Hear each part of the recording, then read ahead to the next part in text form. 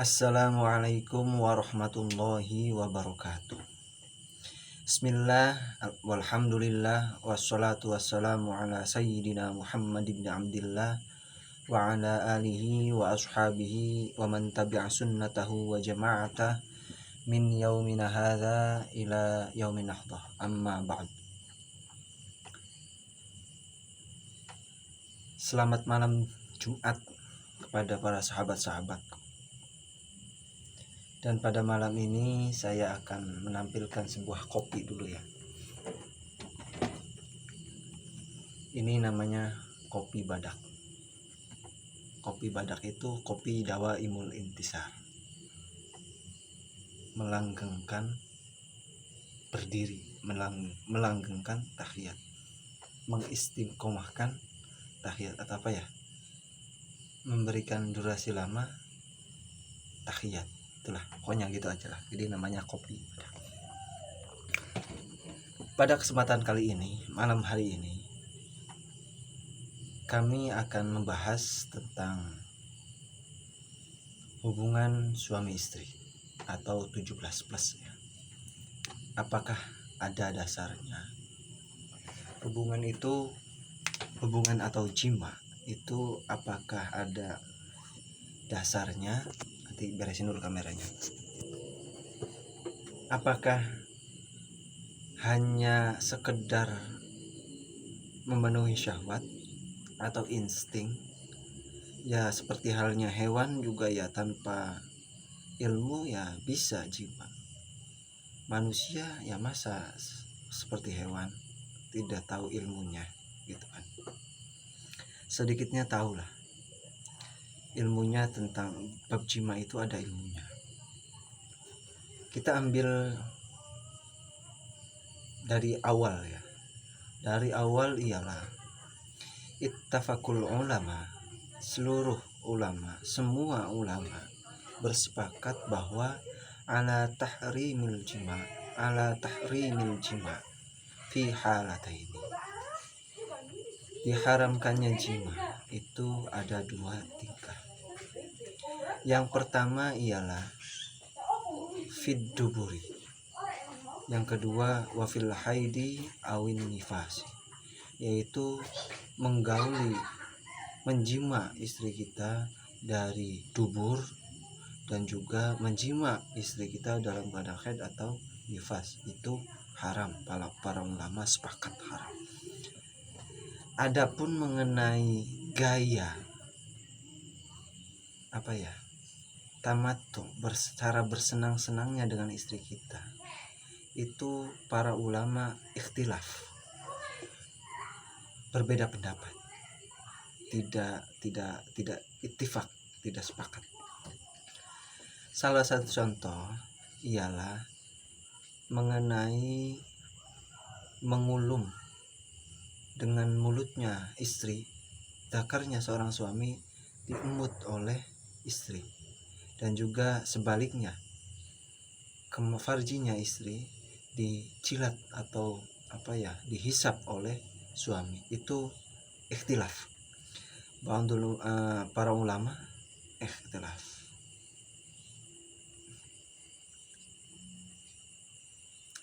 Wa amma siwa huma ikhtalafu fi. Dan selain dubur dan haid atau nifas itu para ulama ikhtilaf, berbeda pendapat. Kenapa berbeda pendapat? Itu asalnya dari rutubatu farjil almar'ah. Rutubatu farji itu pelumas atau madhi. Annal madhiya rutubatul farji itu sawaun, sama saja. Madhi dan rutubatul farji itu sama, pelumas. Dan juga itu hukumnya oleh ba'dul ulama sebagai ba'dul fuqaha itu tohirun, suci, hukumnya suci. Mengapa pelumas atau madhi itu dihukumi suci oleh ba'dul fuqaha? Bahwasannya menurut para ulama sebagian para ulama, pelumas atau madhi itu keluarnya sama dari jalannya keluarnya mani. Jadi kalau mani dihukumi tidak najis, masa madhinya dihukumi najis? Itu tidak masuk akal. Dan madhi dan mani keduanya juga dihasilkan atau keluarnya dari syahwat, sama-sama dari syahwat. Adapun madhi itu biasanya muncratnya itu sedikit ya, sebentar awal. Kalau mani itu kan jerojos, kita jerojos mani, tidak masuk akal. Maka sebagian ulama menyikapi, memandang bahwa mani dan madhi dan rutubah farji itu tidak najis, tohir atau suci. Dan juga ada yang sebagian ulama juga ada yang mengatakan itu najis. Dan sebagian ulama juga ada yang mengibaratkan bisanya pelumas itu atau madhi itu tidak najis diibaratkan seperti keluarnya ingus atau keluarnya ludah, sama saja dengan keluarnya ingus dan keluarnya ludah. Maka sebagian ulama menghukumi madhi najis. Nah, itu menurut Ashabus Syafi'i.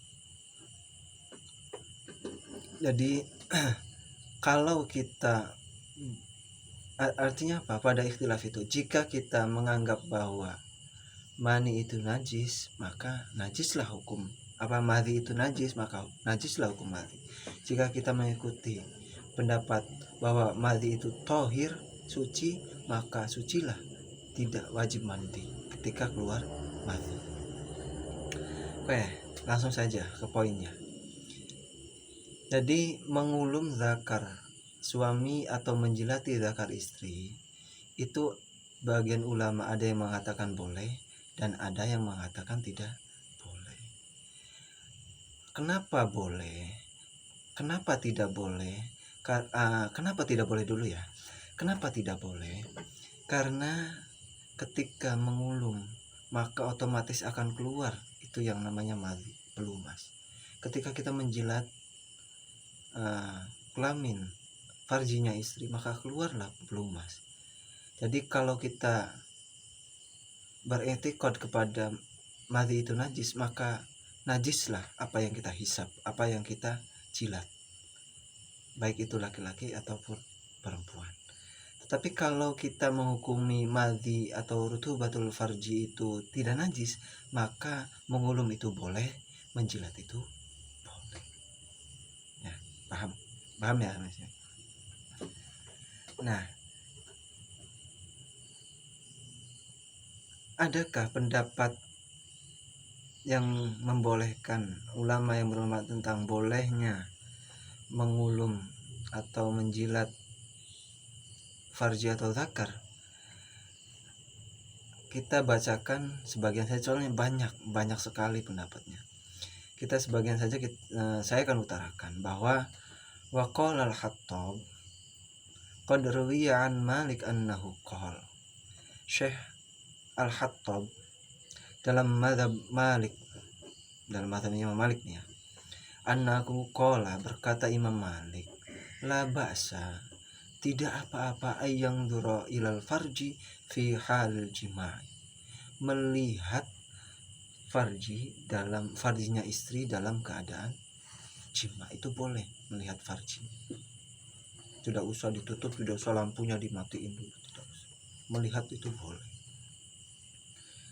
Wazada, dan menambahi sopo al Imam Malik, bahkan Imam Malik menambahi wa fi riwayatin di dalam riwayatnya, wayal hasahu, dan menjilat farji bilisanihi, dengan lidahnya seseorang tersebut, boleh Bahkan Imam Nawawi menilai bahwa bolehnya menjilati farjinya istri dengan lidah. Tuh,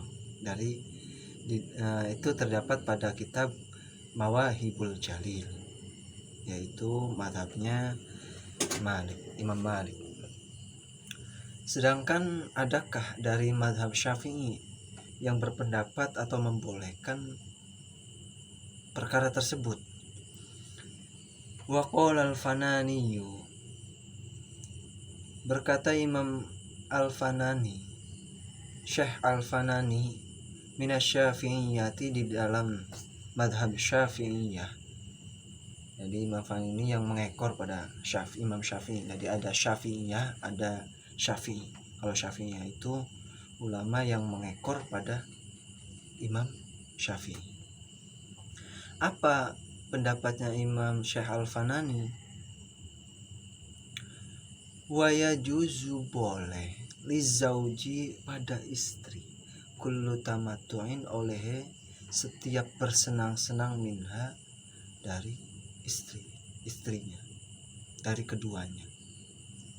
Boleh bersenang-senang dengan istri. Apapun boleh, kullu tamattu', semua, setiap boleh bersenang-senang.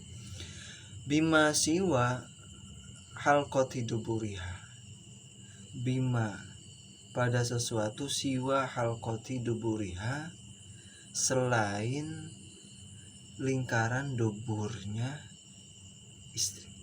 Boleh bersenang apapun, model gaya apapun itu boleh, kecuali pada lingkaran duburnya dan ketika dalam keadaan haid ataupun nifas, itu boleh. Bahkan terusannya itu walau bimasi badriha, senajan menjilat atau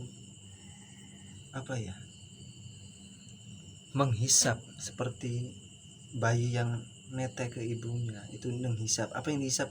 Klitorisnya, badriha, klitorisnya istri, itu boleh. Itu dijelaskan, ada dikutip dalam kitab Fathul Mu'in ya. Jadi kesimpulannya, semua hubungan suami istri itu boleh, apapun gayanya, apapun, baik itu dilihat secara langsung, baik itu yang lainnya, bahkan mengulum punya suami dan menjilat, itu boleh. Dan mengikuti hukum madhi, bahwa madhi itu tidak najis ya, boleh.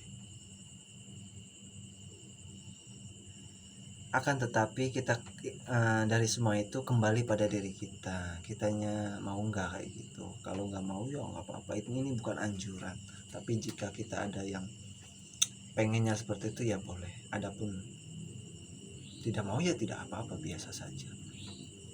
Jadi tidak harus tetap, akan tetapi jika ada seperti itu hukumnya boleh. Tapi kalau tidak mau seperti itu ya nggak apa-apa, biasa saja. Paham ya? Semoga apa yang kami utarakan itu bermanfaat. Ya pasti ada salahnya, kalau berbicara pasti ada salahnya. Resikonya berbicara itu pasti ada salahnya. Kami mohon maaf apabila ada kata-kata yang salah dari kami. Semoga bermanfaat untuk saya dan kita semua. Kita akhiri, selamat malam Jumat. Wabillahi taufiq wal hidayah. Wassalamualaikum warahmatullahi wabarakatuh.